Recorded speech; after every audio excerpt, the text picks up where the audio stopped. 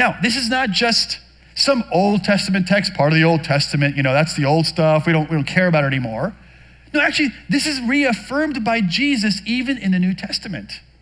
In fact, Jesus is asked a question about the nature of sex and marriage and divorce. And listen to how Jesus answers his accusers, right?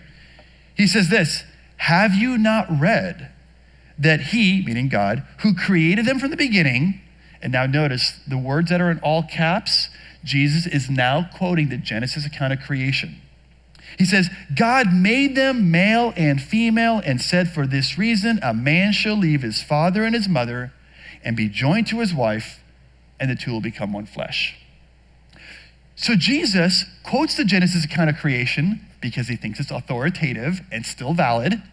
And then he adds his own commentary. Notice he says, "So they are no longer two, but one flesh.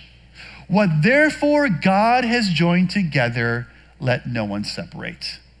Notice Jesus says, God has joined these two together. In other words, when it comes to sex and marriage, it's a God-ordained institution. That's Jesus' view. In fact, to summarize Jesus' view, he believes when it comes to the subject of sex and marriage, it's about one man with one woman becoming one flesh for one lifetime. That's Jesus' view. And the reason I emphasize it's Jesus' view is because a lot of people are kind of ambivalent about what they think about Christians or the church, but they think Jesus is kind of cool. Well, guess what?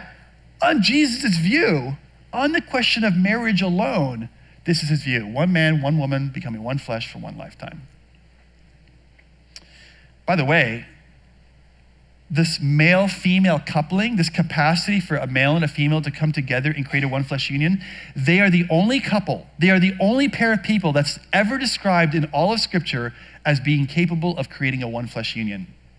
No other group, no other pair of people is ever described as being able to do that except for a man and a woman. So notice then, if sex can only occur between a married man and a woman, I should say, is permitted to occur. Obviously it can occur, but according to God's standards, it should only occur between a married man and a woman. Then notice, all other forms of sexuality are not permitted.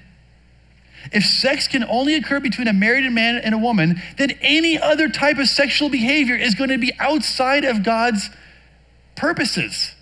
Whether we're talking about sex before marriage, we might call that fornication, homosexual sex, adultery, meaning sex outside of marriage, incest, rape, bestiality. Notice every single type of sexual activity, with the exception of a married man and a woman, is going to be considered sin. At Stand to Reason, we help Christians to think clearly so they can share their worldview with others. If you want to see more videos like this one, go ahead and click the subscribe button.